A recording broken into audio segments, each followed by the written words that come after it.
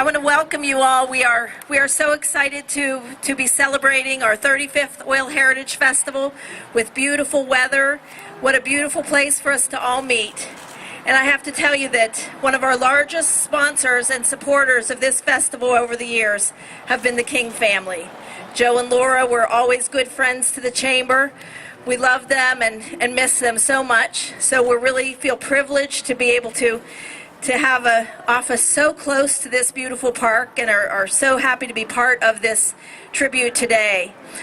We've invited Judge Ollie Lobaugh today to offer some remarks, and we'll have a blessing for the park. So I just thank you all for coming, and we'll just turn this program over to Ollie, and thank you to the King family for being with us today, and we're looking forward to a great tribute concert tonight. So Ollie, if you would.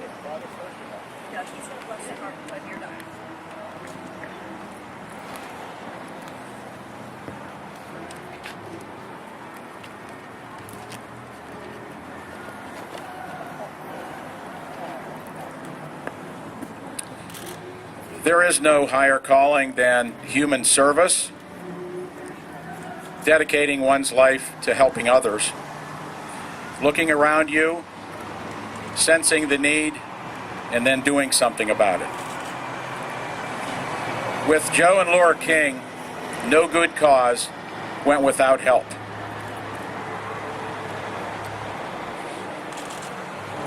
Whether it was church, the arts, the need for food, VARA, the city, a family member or a friend who needed anything, and you name it, and Joe and Laura were there.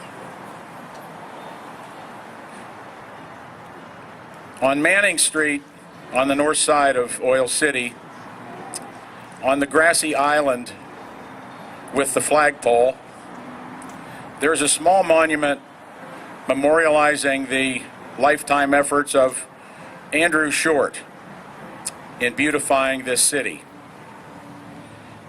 Andrew was my great-grandfather, and he died a long time ago, before I was born. I never met the man, but I heard many wonderful things about Andrew's life. That memorial gives us reason to remember the man and his life and what he meant to this city. And as you can see, I believe I got my height from my great-grandpa, Andrew Short.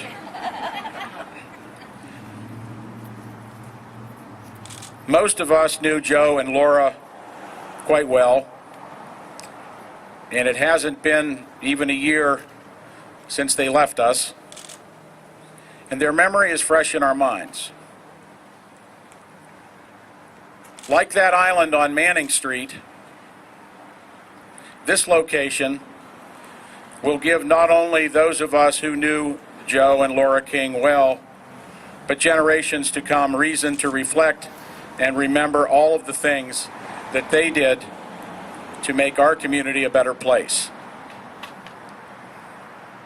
And as far as beautifying goes, Joe's life work speaks for itself.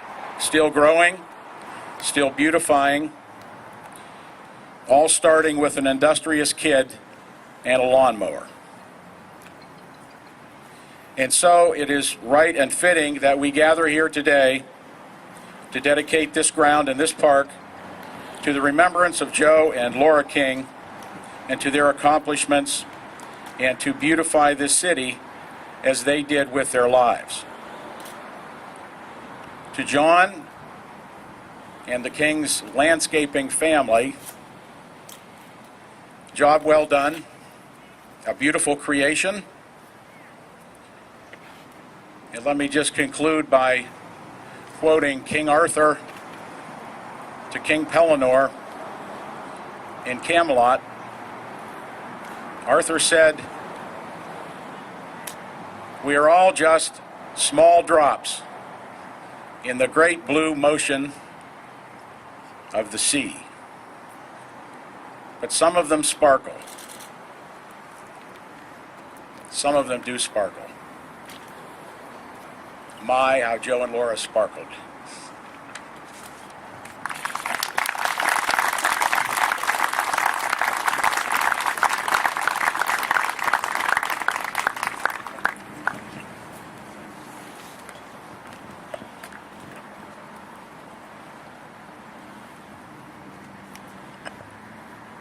On the third day, the friends of Christ, coming at daybreak to the place, found the grave empty and the stone rolled away. In varying ways they realized the new wonder, but even they hardly realized that the world had died in the night. What they were looking at was the first day of a new creation, with a new heaven and a new earth. And in a semblance of a gardener, God walked again in the garden, in the cool, not of the evening, but of the dawn. Gardens, or as they are also known, parks, are fascinating places. They are sites of beauty and wonder, literary ideals and beguiling aromas. They're also places that remind us of death, of the spring that will soon turn to autumn and winter, of flowers placed on graves. Scripture tells us that a garden is the place God creates for the first humans to live in, but it is also the place which they are expelled. A garden is the delight of humanity and also the reminder of our distance from happiness and from God. Christ suffers his anguish in a garden, and it is in a garden where the resurrection is first made manifest. St. Augustine hears the voice of the Lord in a garden and is converted. And Hamlet's father, in a replay of the story of Cain and Abel, is murdered by his brother in one. Gardens are places of creation, exile, burial, and new life all at once. The whole of salvation can be told as a story about garden, of hopes that are lost and then fulfilled. We gather here, thankfully in the cool of the evening, to dedicate, to bless, to recall at this park, in this garden, two people who we lost through tragedy almost 1 year ago, but whose lives have now been fulfilled. They were husband and wife for one another, mother and father to their son, son and daughter to Nancy, Sally, and Art, brother and sister to Doug, Tim, Dan, Warren, Roxanne, John, Chris, and Karen. To this city, they were treasured, generous, and active citizens, always giving more than what was expected. To the family of St. Joseph's Church, they were fellow travelers with us, searching for the face of our friend Jesus. Today, as we remember their impact on us, and yes, as the sting of pain is again gnawing at our hearts by their absence, we rejoice. For Joe and Laura see the face of Christ today and tomorrow and for all eternity to come. Joe and Laura rest from their labors in the new Eden, a new heaven, a new garden. Each time we pass by this park, whether it be driving in our cars or on foot, may we stop what we are doing and pause, say a silent prayer for their souls, and give thanks.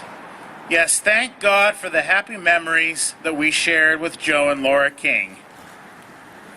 As this grass, these plants are nurtured by nature and cared for by us, may we grow together, united in love, and continue the great good works begun by Joe and Laura King.